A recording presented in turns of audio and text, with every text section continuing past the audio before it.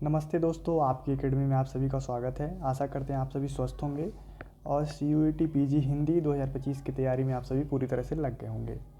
दोस्तों, जैसा कि आप सभी को पता है, अभी इस समय हम 2022 से 2024 तक के जितने भी PYQ पेपर हैं अभी हम उसको बारी बारी से सॉल्व कर रहे हैं। तो अभी इस समय हम पीछे एक पेपर सॉल्व कर चुके हैं 2022 में जो पेपर हुआ था।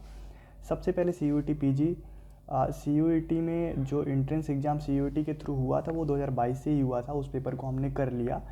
2023 में दो पेपर हुआ था, एक 10 जून के आसपास, दूसरा 27 जून के आसपास।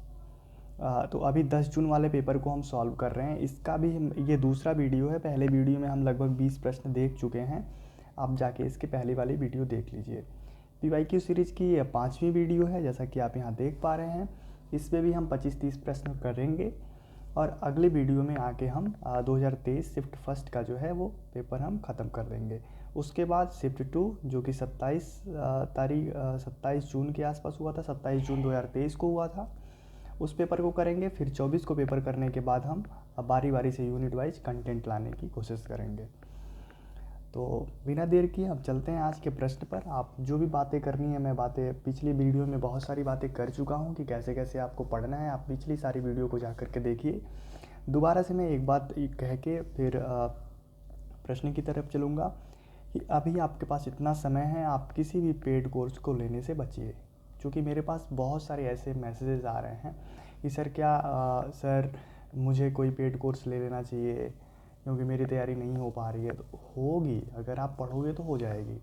तो बस मैं इतना कहूँगा कि किसी भी पेड कोर्स तो आपको 2000-3000 रुपये में मिल जाएंगे। मैं पैसे के लिए नहीं कह रहा हूँ, पैसे हो सकता हो आपके पास पैसे बहुत ज़्यादा हों, तो ज़्यादा और कम की बात नहीं होती। तब फ़ायदा होता जब पेड कोर्स लेने से कुछ बहुत अच्छा कंटेंट मिल जाता। वही सब कुछ घिसा पिटाया कंटेंट है जो आपको पढ़ना है, किताबें पढ़नी है, वो किताब के PDF प्रोवाइड करा देंगे आपको, बस इससे ज़्यादा कुछ नहीं।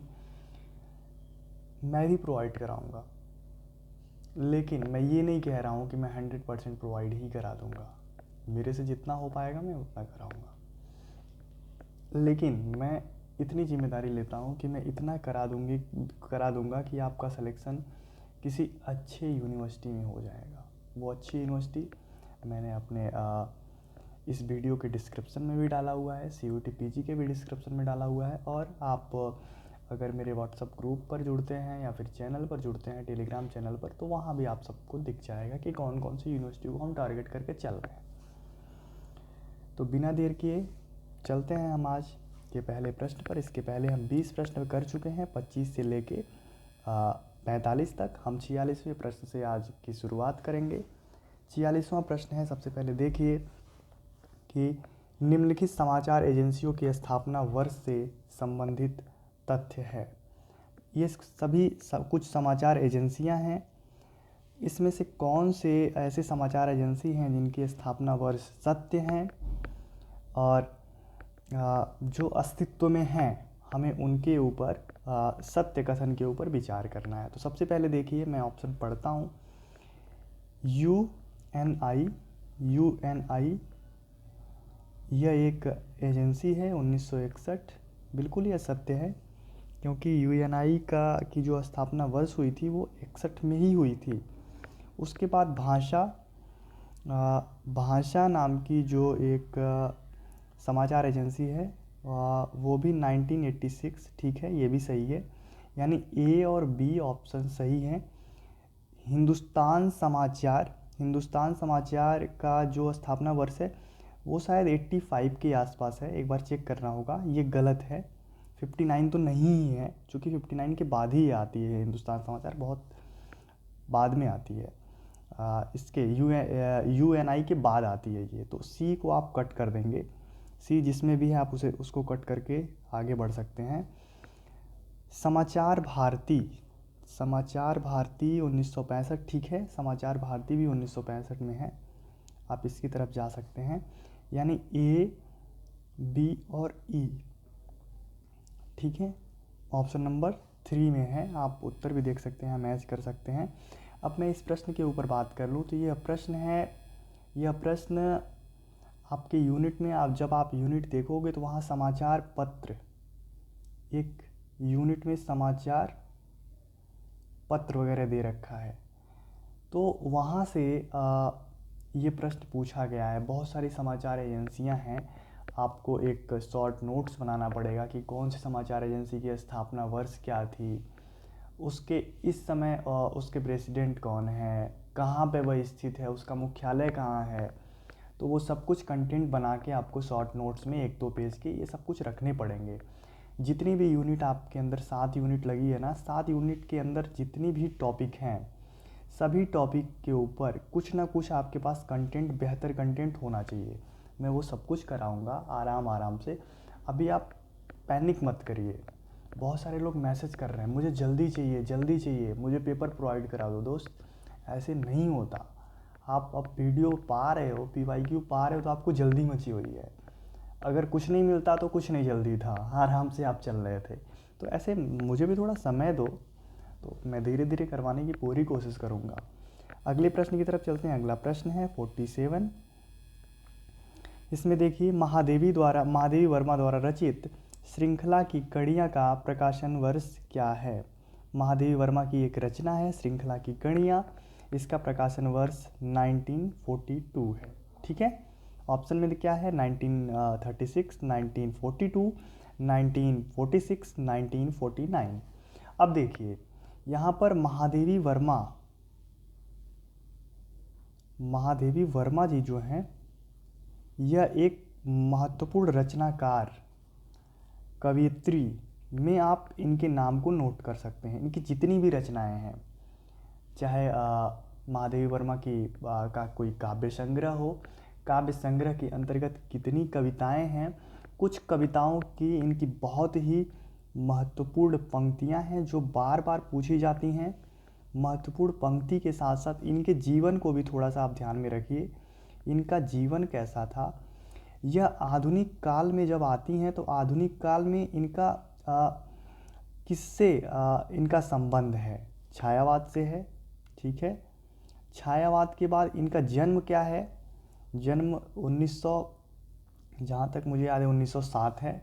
तो ये सब कुछ आप महादेवी वर्मा के संबंध में जानिए, क्योंकि ये महत्वपूर्ण हैं, और महत्वपूर्ण इसलिए भी हो जाती हैं कि छायावाद के 4 स्तंभकार जो माने जाते हैं उनमें एक ये भी हैं, प्रसाद पंत निराला और महादेवी वर्मा। ये 4 जो हैं छायावाद के महत्वपूर्ण स्तंभकार हैं। ठीक है, अगले प्रश्न की तरफ चलते। ऐसे मैं जिस प्रश्न पर मैं बात कर सकता हूँ उस प्रश्न में मैं ऐसे ही बात करते हुए चलूँगा। प्लीज़ अगर आपको ये कंटेंट, ये PYQ के साथ साथ जो भी मेरा विश्लेषण है आपको पसंद आए, तो आप कमेंट बॉक्स में ज़रूर कुछ ना कुछ लिखिए, क्योंकि उससे पता चलता है कि हाँ, आप लोग सक्रिय हैं। देखिए, छोटी सी बात मैं यहाँ करना चाहूँगा, अगर आप किसी को कुछ दे नहीं रहे हो तो कम से कम उसको क्रिटिसाइज़ तो कर सकते हो। क्रिटिसाइज़ करने का मतलब ये नहीं होता कि केवल उसकी निगेटिविटी पर आप प्रश्न उठाओ। कुछ बोल सकते हो कि हाँ सही है, या फिर सर ऐसे नहीं, कुछ इसको और बेहतर आप कर सकते हैं। बेहतर करने का मतलब वो आप ही बताओगे कि और बेहतर कैसे हो सकता है। तो आप प्लीज़ अपने दोस्तों तक भी शेयर करिए, क्योंकि मेरे लिए क्या है, मेरे लिए यही है कि कमेंट आएगा, मैं देखूँगा, पढ़ूँगा, और व्यू के हिसाब से ये लगेगा चलो लोग देख रहे हैं, मुझे और बेहतर करने की ज़रूरत है। अगले प्रश्न की तरफ चलते हैं। अगला प्रश्न है, रीतिकालीन कवि वृंद, एक कवि हैं रीतिकालीन के, कवि वृंद ने अपनी नीति काव्य किस छंद में लिखा है। नीति काव्य, यह प्रश्न मेरे लिए भी नया था, मैंने इसे सर्च किया। हिंदी साहित्य के इतिहास जो रामचंद्र शुक्ल का है, मैंने वहाँ जा कर के देख के इस प्रश्न का उत्तर ढूंढा है। तो इसका मैं सीधा सीधा बता दूं उत्तर, तो इसका उत्तर होगा दोहा। जो रीतिकालीन कवि वृंद हैं उन्होंने अपने जो नीति काव्य हैं, नीति काव्य मतलब रीतिकालीन कवि अलग अलग काव्य लिखते थे और अलग अलग छंदों में वो रचनाएं करते थे। आपको रीतिकालीन कवि के बारे में ये भी पता होगा कि 3 या 4 धाराओं में वो बटे हुए थे, रीति सिद्ध, रीति मुक्त, रीतिबद्ध। तो उसमें ये था कि जो बधी बधाई परिपाटी को चलते हुए आ रहे थे, वो क्या हुए, रीति सिद्ध हुए। वो उस पर खरा उतर रहे थे। Left hand side is equal to right hand side, आपने पढ़ा होगा मैथ्स में। तो ये इस प्रश्न का उत्तर होगा दोहा। वृंद कवि का जो एक बहुत ही प्रिय छंद था वो था दोहा। और अपना नीति काव्य भी उनने उसी में लिखा था। उत्तर भी देख सकते हैं यहाँ भी। तीसरा इसका उत्तर सही। अगले प्रश्न की तरफ चलते हैं। अगला प्रश्न है 49। शुक्ल जी के निबंध संग्रह विचार वीथी का परिमार्जित संग्रह है। शुक्ल का जो निबंध संग्रह है वो चिंतामणि भाग 1, चिंतामणि भाग 2, चिंतामणि भाग 3, चिंतामणि भाग 4, 4 भागों में निकल के आता है, जिसमें उन्होंने पहले को विचार वीथी के नाम से भी जाना जाता है। ठीक है, इसका संग्रह, इसका संपादक भी आचार्य रामचंद्र शुक्ल ही थे पहले वाले के। बाकी तीनों की अलग अलग हैं। आप इन्हें जाकर के देखिए, आपका होमवर्क है कि बाकी दूसरे, तीसरे और चौथे के कौन संपादक रहे हैं। ठीक है, अगले प्रश्न की तरफ चलते हैं। अगला प्रश्न है प्रश्न संख्या 50। प्रश्न संख्या 50 को देखते हैं। बसेरे से दूर आत्मकथा किस साहित्यकार से संबंधित है? अब देखिए, यह आत्मकथा है, अन्य गद्य विधा से संबंधित एक प्रश्न है। इसमें 4 ऑप्शन हैं: निर्मल वर्मा, पांडे बेचन शर्मा उग्र, हरिवंश राय बच्चन, शिवपूजन सहाय। यह चारों कवि अपने आप में, चारों लेखक अपने आप में महत्वपूर्ण हैं। यह आधुनिक काल के चारों लेखक हैं। निर्मल वर्मा बहुत ही प्रसिद्ध कहानीकार के रूप में इन्हें जाना जाता है। हरिवंश राय बच्चन का नाम आप लोगों ने सुना ही होगा, जो इस समय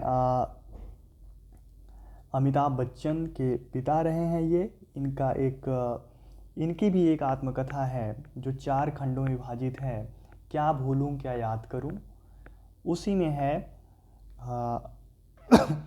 जो क्या भूलूं क्या याद करूं, क्या भूलूं क्या याद करूं। ठीक है, उसी का 4 खंड है। ठीक है, जिसमें एक खंड है क्या बसेरे से दूर।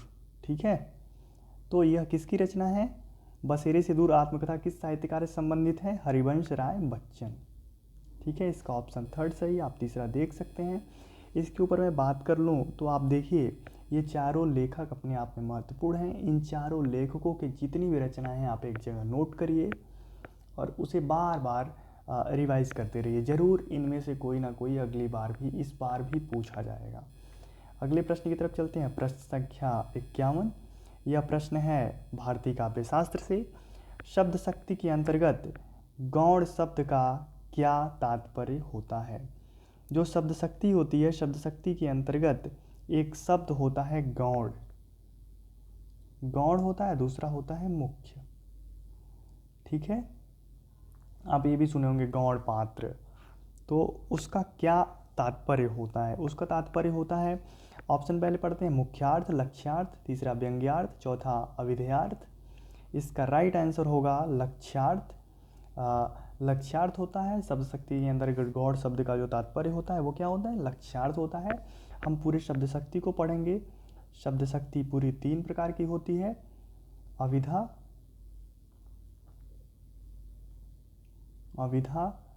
लक्षणा और व्यंजना। ये क्या होता है, जब मैं कंटेंट पढ़ाऊंगा तो इन सभी पर बात करूंगा। इनके भी कुछ भेद हैं, अविधा, व्यंजना और लक्षणा के ही। अविधा के तो कोई भेद नहीं होते, लेकिन लक्षणा और व्यंजना के भेद होते हैं, उससे भी प्रश्न पूछ लिए जाते हैं, हम उस पर भी बात करेंगे। अगले प्रश्न की तरफ चलते हैं। प्रश्न संख्या 52। सूची 1 का सूची 2 से मिलान कीजिए। एक तरफ है काल का नामकरण, दूसरी तरफ है इतिहासकार। ए रीतिकाल, बी अलंकृत काल, सी श्रृंगार काल, डी रीति काव्य। इतिहासकार की तरफ है मिश्र बंधु, जारी ग्रियर्सन, विश्वनाथ प्रसाद मिश्र, रामचंद्र शुक्ल। तो ये जो काल का नामकरण है ना, ये किसने कौन सा नाम दिया, उसके संदर्भ में ये प्रश्न पूछा गया है। तो सबसे पहले हम देख लेते हैं रीतिकाल। रीतिकाल नाम किसने दिया था? रीतिकाल नाम दिए थे आचार्य रामचंद्र शुक्ल। मैं यहाँ लिखता हूँ जो आचार्य रामचंद्र शुक्ल ए। ठीक है यानी ए का 4। वहीं अलंकृत काल नाम किसने दिया था?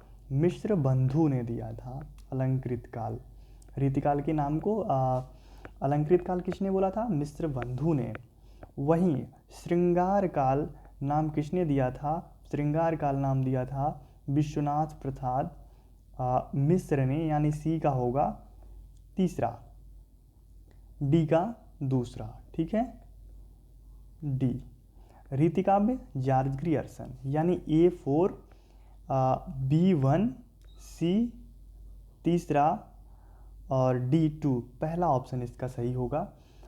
यह प्रश्न पहली यूनिट से ही बच्चा बना हुआ है, काल विभाजन और नामकरण से ही ऐसे ही प्रश्न पूछे जाते हैं। पहली यूनिट को आप 2 घंटे में आप कंटेंट बना सकते हो और हर हफ्ते में आप 10 मिनट में रिवाइज कर सकते हो। कम से कम वहाँ से 4 प्रश्न आपके सही हो जाएंगे सीधे, बिना किसी इफ़ और बट के। चलिए अगले प्रश्न की तरफ चलते हैं। अगला प्रश्न है, आप इस प्रश्न का जो भी प्रश्न आपके सामने आ रहा है ना, इसका उत्तर आप कमेंट बॉक्स में भी दे सकते हैं।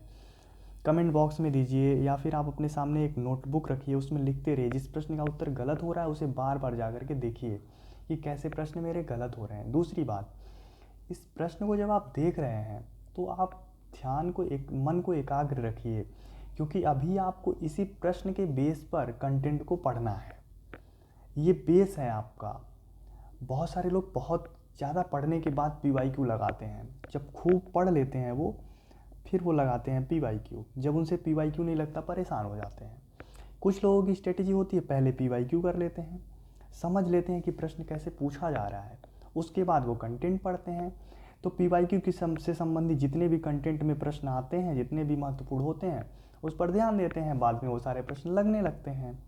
तो ये अब सबकी अपनी अपनी अलग अलग स्ट्रेटजी होती है। आप अगले प्रश्न को हम देखते हैं। अगला प्रश्न है, एक आलोचक ने लिखा है कि इतिहास में सब कुछ यथार्थ होते हुए भी असत्य है और कथा साहित्य में सब काल्पनिक होते हुए भी वह सत्य है। यह कथन किसका है? Option A Premchand, option B Hazari Prasad Dwivedi, option C Agyeya, option D Nirmal Verma. अब चारों आप लेखक को आप समझ ही रहे हैं, अपने आप में इन लोगों का लेवल अलग है। यह कथन निसंदेह प्रेमचंद का है। प्रेमचंद चूँकि उनका कथा साहित्य से और कथा साहित्य के साथ साथ काल्पनिक कथा साहित्य से बहुत संजीदा लगाव था, तो इस प्रश्न का उत्तर है ये प्रेमचंद। ऐसे प्रश्न के लिए आपको बहुत ज़्यादा पढ़ने की ज़रूरत नहीं है, क्योंकि इस तरह के प्रश्न जब आते हैं तो आपको, अगर आपकी पहले से तैयारी कुछ अच्छी नहीं है तो आप नहीं कर पाओगे, आपको तुक्का ही मारना होता है। क्योंकि अब प्रेमचंद के बारे में, हजारी प्रसाद द्विवेदी के बारे में बहुत ज़्यादा पढ़ने के बाद ही आपको कुछ उपन्यास, उनकी महत्वपूर्ण पंक्तियाँ, उनके संदर्भ में अलग अलग आलोचकों के मत जब आप देख लोगे तब ऐसे प्रश्न को कर पाओगे।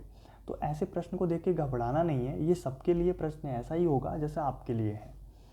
अगले प्रश्न की तरफ चलते हैं। अगला प्रश्न है 54। यह प्रश्न वाक्य से संबंधित है। इस प्रश्न को हम देखते हैं। वाक्य के संबंध में निम्नलिखित कथनों पर विचार कीजिए। ए, अर्थ के अनुसार वाक्य के 8 भेद होते हैं। बी, जहाँ एक वाक्य दूसरे की संभावना पर निर्भर हो वह संकेतवाचक वाक्य कहलाता है। जिससे किसी बात के होने का बोध हो वह आज्ञावाचक वाक्य कहलाता है। रचना के आधार पर वाक्य के 3 या 4 भेद होते हैं। किसी वाक्य के सार्थक शब्दों को यथास्थान रखने की प्रक्रिया को अन्वय कहते हैं। इसमें राइट आंसर की तरफ हम चलते हैं। सबसे पहले, रचना के आधार पर वाक्य के 3 या 4 भेद होते हैं। इस ऑप्शन को हम एक बार देखते हैं। हाँ, तो ये जो रचना के आधार पर वाक्य के 3 या 4 भेद होते हैं, ये बिल्कुल गलत है और इसी से हम पूरे प्रश्न को हल कर सकते हैं। रचना के आधार पर वाक्य केवल 2 प्रकार के होते हैं, सरल वाक्य और संयुक्त वाक्य। एक सेकंड, सरल वाक्य और संयुक्त वाक्य। ठीक है, संयुक्त या फिर आप उसे, एक और होता है इसमें, 1 2 3, सरल, संयुक्त और एक और होता है इसमें मिश्र वाक्य। सॉरी, इसके 3 भेद होते हैं। ये ऑप्शन सही होगा, लेकिन ये 3 या 4 लिखा है ना, ये बिल्कुल गलत होगा। वहीं अर्थ के आधार पर वाक्य के 8 भेद होते हैं, बिल्कुल सत्य है यह प्रश्न। यह कथन उसमें होता है, आप समझ जानते ही होंगे, विधानवाचक वाक्य, निषेधवाचक वाक्य। मैं एक बार नोट कर दूं यहाँ, आप देखिए, विधानवाचक वाक्य, उसके बाद निषेधवाचक वाक्य, निषेधवाचक वाक्य, प्रश्नवाचक,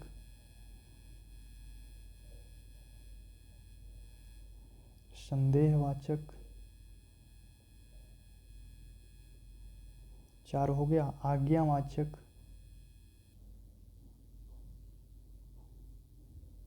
इच्छावाचक। कुछ अगर छूट जाए तो आप उसे बताइएगा, क्योंकि जितने सब कुछ रिकॉल कर पाना, बारी बारी से अलग अलग तरीके के प्रश्न आते हैं। संकेतवाचक, और एक है लास्ट में विस्मयवाचक।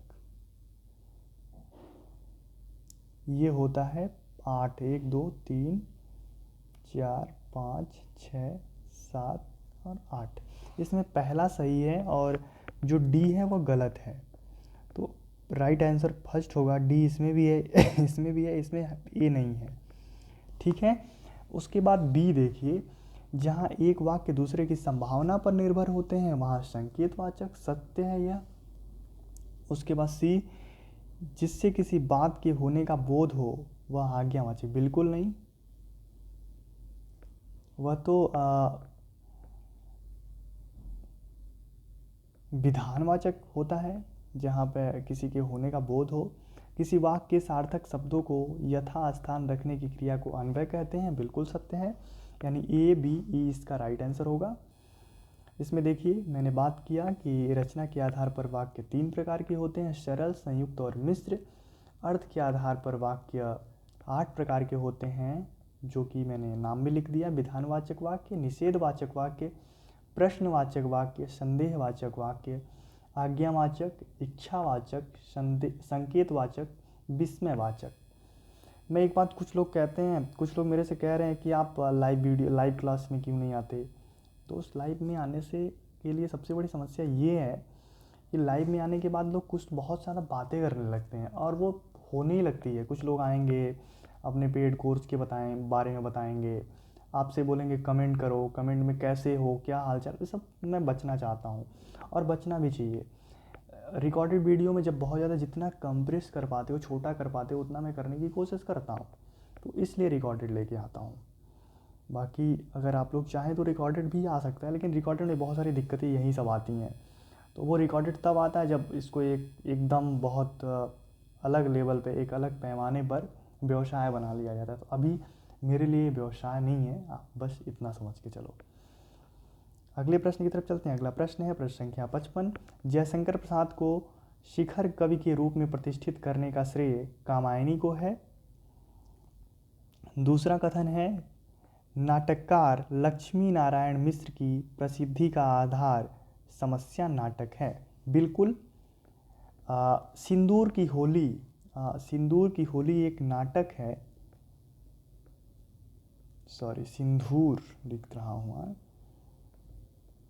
सिंदूर की होली यह एक समस्या नाटक है, किसकी, मिश्र जी की है।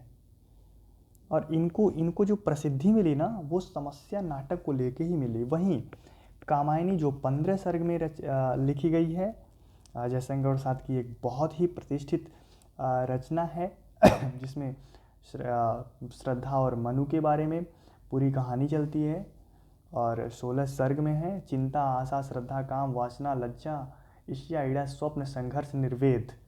तो आपको ये 15 सर्ग भी याद ही कर लेने होंगे।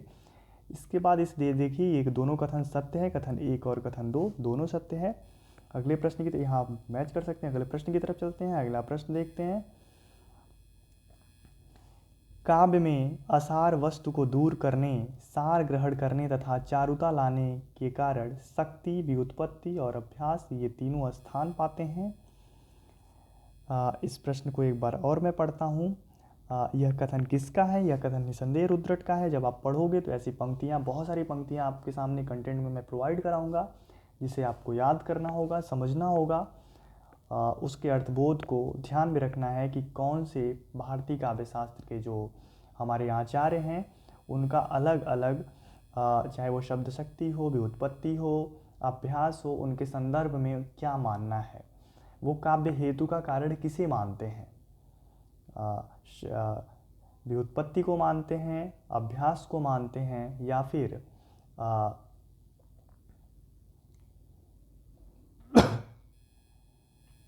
अगले प्रश्न की तरफ चलते हैं। अगला प्रश्न है प्रश्न संख्या 57।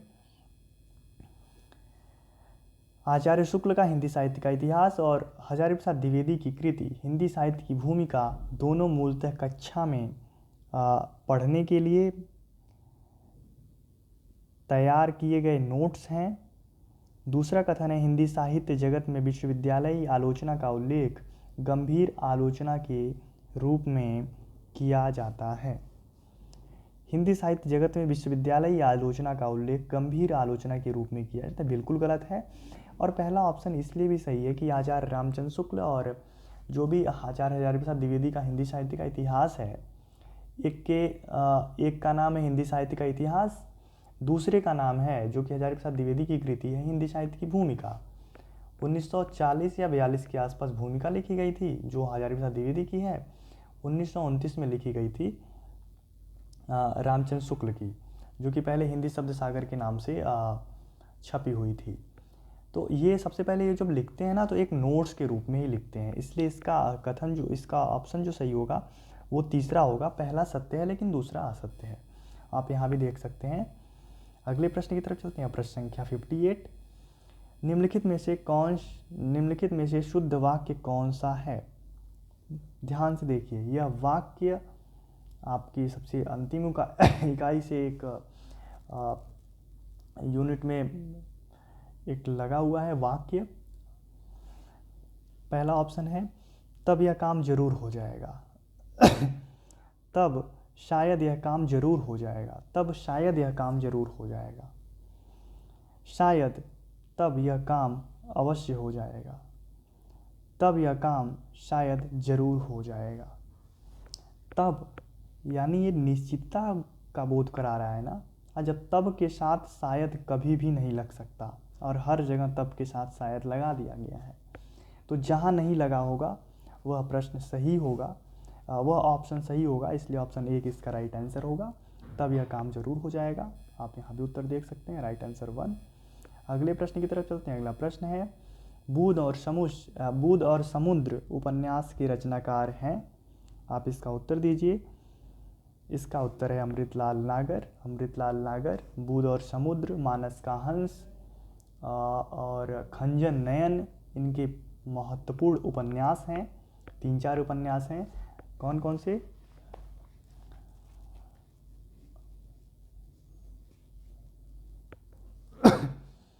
उसके बाद ये देखिए 4 रचनाकार आपके सामने यहाँ भी मिल जाते हैं। हजारी प्रसाद द्विवेदी बार बार आ रहे हैं आपके ऑप्शन में, अमृतलाल नागर भी आ रहे हैं, सक्सेना जी भी आ रहे हैं और धर्मवीर भारती भी आ रहे हैं। इसलिए आप इन्हें नोट करिए और इनके महत्वपूर्ण जितने भी रचनाएं हैं आप संकलित करिए। मैं बार बार कह रहा हूँ। इसके उत्तर को मैं यहाँ भी देख लेता हूँ। इसका उत्तर है 2, अमृतलाल नागर। और अमृतलाल नागर से संबंधित 2022 में भी प्रश्न पूछा गया था। मैं जब पिछले वाले PYQ को करा रहा था 22 वाले को, तो वहाँ भी पूछा गया था। अगले प्रश्न की तरफ चलते हैं। अगला प्रश्न है देखिए, आकाशवाणी के महत्वपूर्ण नाटक कार्यक्रम हवा महल का प्रसारण कब हुआ था? आपको अगर याद हो तो आप जब छोटे रहे होंगे तो जब भी आप टीवी खोलते रहे होंगे तो आकाशवाणी हवा महल में आपका स्वागत है, ऐसे ही मतलब कुछ वॉइस आती थी, कितनी मीठी मधुर आवाज़ आती थी। उसी नाटक की बात हो रही है। हम देख रहे हैं हवा महल, ऐसे ही उसका ऐड आता था। तो इसका उत्तर क्या होगा? ऑप्शन में है 1936, 1949, 1957, 1960। इसका राइट आंसर होगा 1957। 1957 में इसका प्रसारण शुरू हुआ था। किसका? हवा महल का। कुछ चूँकि आकाशवाणी से संबंधित या फिर हमें प्रेस से संबंधित, प्रयोजनमूलक से संबंधित कुछ चीज़ें पढ़नी हैं, तो जो बहुत ही महत्वपूर्ण कार्यक्रम हैं, महत्वपूर्ण कार्यक्रम से संबंधित भी हमें जानकारी रखनी होगी। अभी इस समय हमें दूरदर्शन पर या फिर डीडी न्यूज़ पर कौन कौन से प्रोग्राम किस समय आते हैं हमें उस पर भी ध्यान देना होगा। मैं सब कुछ कराने की कोशिश करूँगा और निसंदेह कराऊँगा। अगले प्रश्न की तरफ चलते हैं। प्रश्न संख्या 61 में है कथन एक, गोपाल राम गहमरी उस काल के उपन्यासकार थे जब साहित्यकार और पत्रकार के बीच कोई विभाजित रेखा नहीं थी। ऑप्शन 2 है भारतेंदु हरिश्चंद्र, प्रताप नारायण मिश्र, बालकृष्ण भट्ट आदि साहित्यकार होने के साथ साथ पत्रकार भी थे। बिल्कुल सत्य है, चूँकि भारतेंदु युग के बाद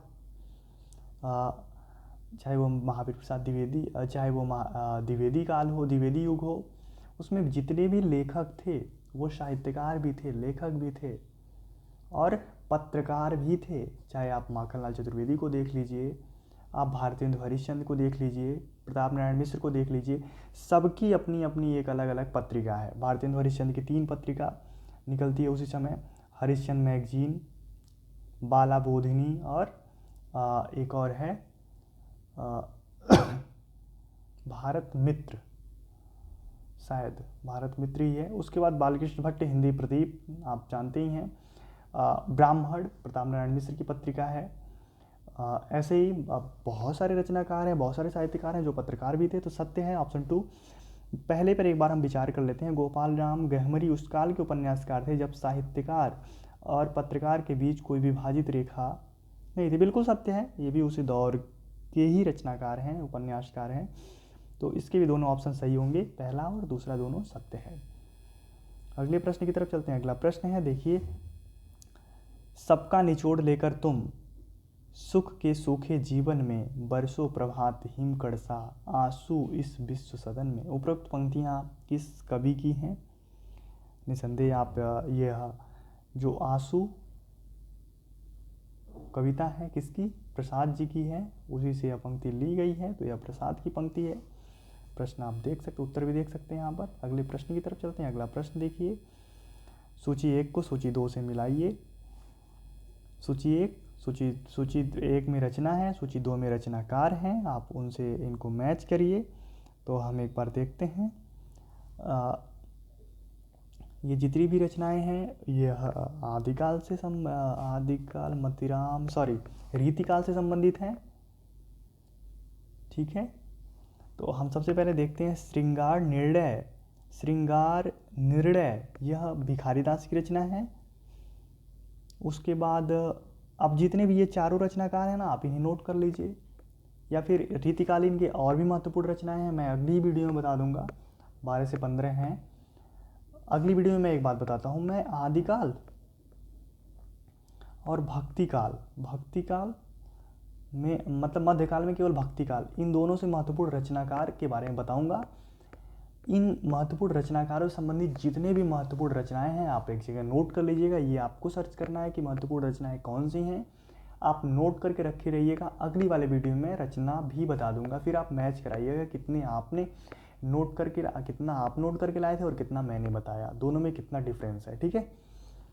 तो यहाँ आप देखिए क्या है कि श्रृंगार निर्णय भिखारीदास की रचना है। दूसरा हम देखते हैं बी रसिकानंद यह ग्वाल कवि हैं, उनकी रचना है।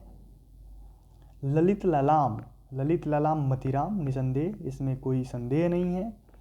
सी का दूसरा होगा और डी बचे देव, भाव विलास देव, यानी A4 B1 C2 D, इसका भी पहला ऑप्शन सही है, यहाँ पर देख सकते हैं हम। अगले प्रश्न की तरफ चलते हैं। अगला प्रश्न है 64, प्रकाशन वर्ष की दृष्टि से कहानियों का सही अनुक्रम क्या है? हम देखते हैं,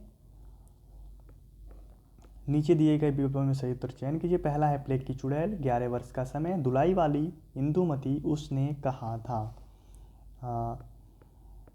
हम देखते हैं सबसे पहले उसने कहा था, यह सबसे अंतिम रचना है इनमें से, बाकी सब प्रथम कहानी की श्रेणी में आती हैं। 1915। वहीं 11 वर्ष का समय, यह कहानी है रामचंद्र शुक्ल की, 1903। दुलाई वाली 1907 की कहानी है। हम देख सकते हैं BCE BCE किस में है लास्ट में? इंदुमती 1901 की है शायद, जहाँ तक मैं रिकॉल कर पा रहा हूँ। ये थोड़ा सा मुझसे भूल भी हो सकता है, इसलिए मैं नहीं लिख रहा हूँ, लेकिन मैं राइट आंसर की तरफ जा सकता हूँ इतने से ही, क्योंकि BCE और प्लेग की चुड़ैल भी 1903 के पहले की ही है। तो हम इसके राइट आंसर पर जा सकते हैं। इसका राइट आंसर होगा 4, क्योंकि 3, 7 और 2015, ठीक है। यह 2015 उसने कहा था, चंद्रधर शर्मा गुलेरी की यह कहानी है। दुलाई वाली बंग महिला राजेंद्र बाला घोष, जो कि बंगाल से रहने वाले, इसलिए उन्हें बंग महिला के भी नाम से जाना जाता है। और ठीक है, इस पर थोड़ा आप लोग भी देख लीजिएगा है प्लेग की चुड़ैल और इंदुमती का प्रकाशन वर्ष क्या है। इंदुमती 1901 ही है और प्लेग की चुड़ैल हमको लगता है 1900 है, ठीक है। तो ये प्लेग की चुड़ैल 1903 होगा शायद, 1904 या 3 होगा, या 1902 होगा, ठीक है। तो डी सबसे पहले ही आएगा, या फिर हाँ, ठीक है। अगले प्रश्न की तरफ चलते हैं। अगला प्रश्न है प्रश्न संख्या 65। नीचे दो कथन दिए गए हैं। अभिकथन 1 के रूप में लिखित है, दूसरा उसके कारण आर के रूप में। अभिकथन 1 ये है, शब्द और अर्थ का नित्य संबंध है। बिल्कुल सत्य है यह। शब्द और अर्थ का अपने आप में हमेशा संबंध रहा है। शब्द शक्ति के संबंध में शब्द और अर्थ का विचार नहीं किया जा सकता, बिल्कुल गलत है। शब्द शक्ति के संबंध में शब्द और अर्थ का विचार बिल्कुल किया जाता है। जो ऐसे प्रश्न होते हैं ना, अभिकथन और कारण, इसका मैं ट्रिक बताऊंगा कि कैसे आप प्रश्न सही कर सकते हो। एक भी ऑप्शन अगर आप सही है, नहीं भी सही कर पा रहे हो, फिर भी आप इस प्रश्न के 60% सही करने की गारंटी आप ले सकते हो, क्योंकि इसमें कुछ ट्रिक होता है। जैसे शब्द और अर्थ का नित्य संबंध है, यह तो अगर ये सही है, पहला ऑप्शन आप मान लिए कि सही है, तो सबसे पहले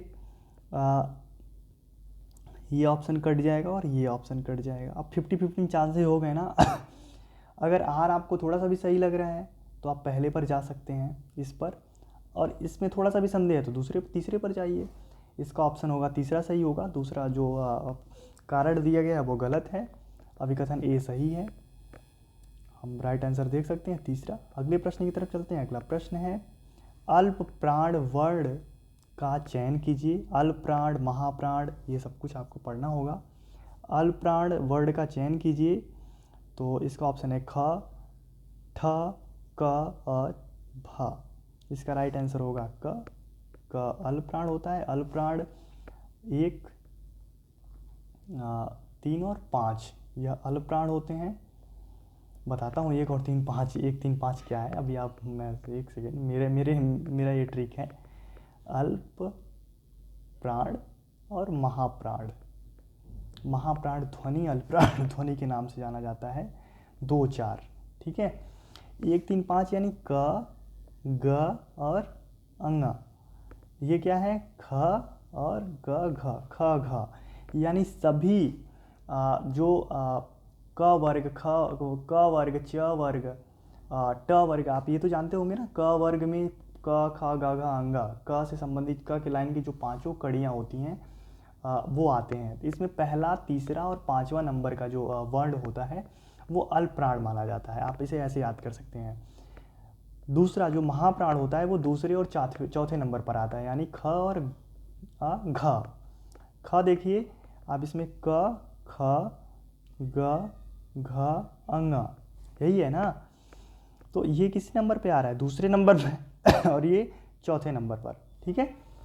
तो आप इस तरीके से समझ रहे हैं। मैं सबका ट्रिक बताऊंगा, आप चिंता मत करिए, सब आपके दिमाग में कंठस्थ होगा धीरे धीरे। अगले प्रश्न की तरफ चलते हैं। अगला प्रश्न है प्रश्न संख्या 67। सूची 1 को सूची 2 से मिलान कीजिए। ये देखिए कुछ पात्र दिए हुए हैं, एक तरफ उपन्यास है, उसके महत्वपूर्ण कुछ पात्र हैं, आप वहाँ से उसे मैच कराइए। जिंदगी नामा, गोदान, शेखर एक जीवनी, मैला आंचल, पात्र में है शशि, शाहजी, कमला और मिर्ज़ा खुर्शीद, ठीक है। इसमें देखिए जो जिंदगी नामा है उस कहानी के पात्र हैं शाहजी, यह कृष्णा सोबती का उपन्यास है। जिंदगी नामा यानी ए का हो जाएगा 2। उसके बाद गोदान, शेखर एक जीवनी और मैलाचल। शेखर एक जीवनी जो सी है, सी का होगा शशि।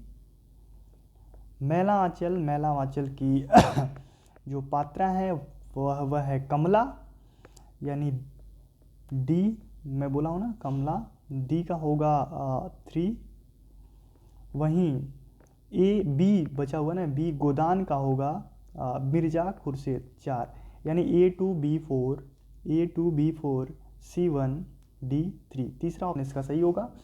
कुछ महत्वपूर्ण उपन्यास हैं, कुछ बहुत ही महत्वपूर्ण कहानियां हैं जो आपके नेट के सिलेबस में लगी हुई हैं। मज़े की बात यह है कि ये चारों जो रचना है वो UGC नेट जिसकी तैयारी आप आगे करेंगे, उस नेट के सिलेबस में चारों कहानियाँ लगी हुई हैं। तो आप एक बार UGC नेट हिंदी के सिलेबस में जितनी भी रचनाएं लगी हुई हैं उस पर आप एक बार ध्यान जरूर रखिएगा। वो कौन कौन सी रचनाएं हैं, उसका प्रकाशन वर्ष क्या है, ये सब कुछ जब ध्यान में रखोगे तो वहाँ से भी आप बहुत कुछ पकड़ पाओगे। इसके राइट आंसर की तरफ चल लेते हैं। एक बार देखिए, तीसरा यहाँ पर भी दे रखा है।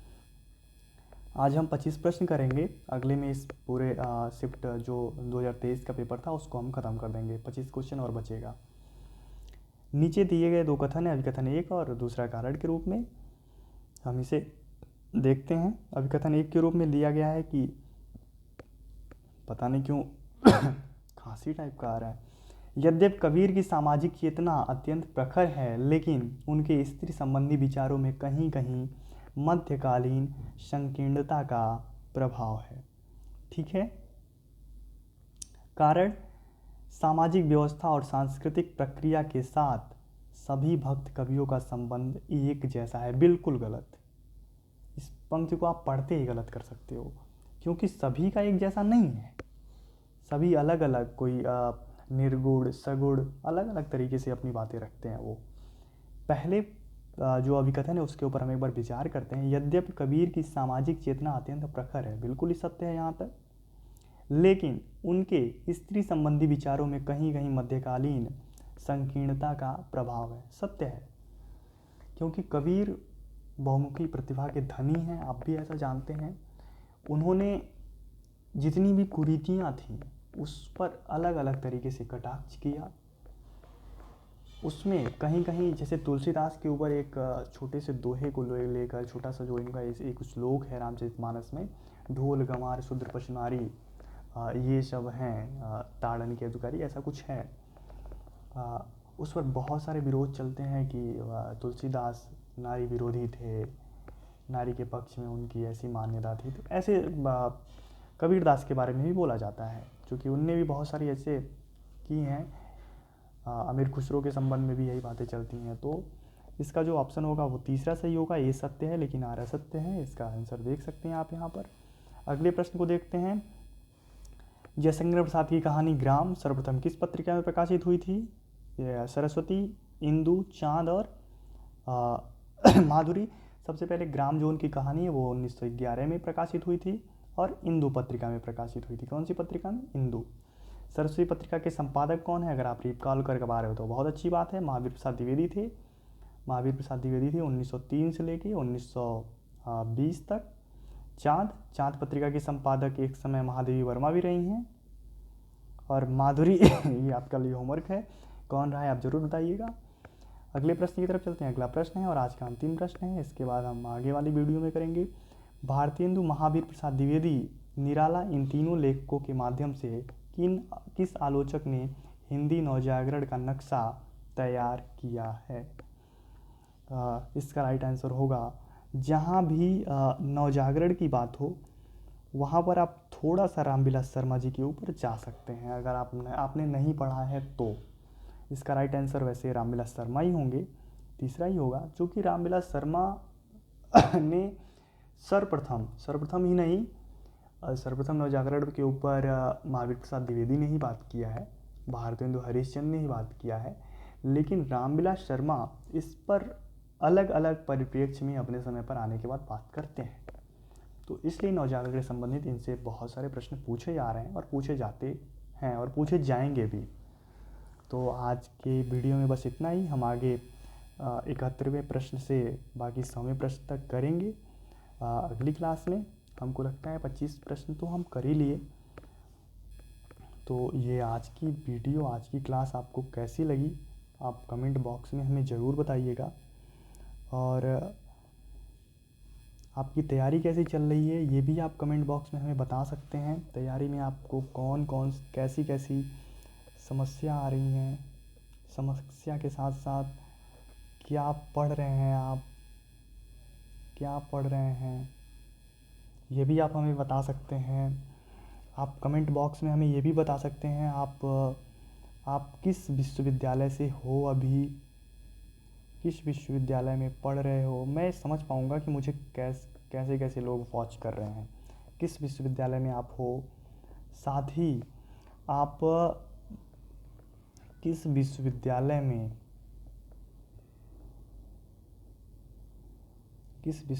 में जाने हेतु CUET PG की तैयारी कर रहे हैं। तो ये सब कुछ आप मुझे बता सकते हैं। इसके साथ साथ अगर आपको किसी और तरीके की समस्या आ रही है तो आप मुझे कमेंट बॉक्स में बताइए। सक्रिय रहिए। धन्यवाद, आप सभी आज की क्लास में जुड़े। मिलते हैं अगली वीडियो में। अगली वीडियो में हम इस पूरे 2023 का जो फर्स्ट पेपर का शिफ्ट था, शिफ्ट फर्स्ट, उसको पूरा कर लेंगे। उसके बाद 2023 के सेकेंड शिफ्ट को करेंगे, 24 को करेंगे। फिर यूनिट वाइज हम कंटेंट को करेंगे। आप पढ़ते रहिए, स्वस्थ रहिए और आपके लिए बहुत बहुत शुभकामना। मिलते हैं अगली वीडियो में। धन्यवाद।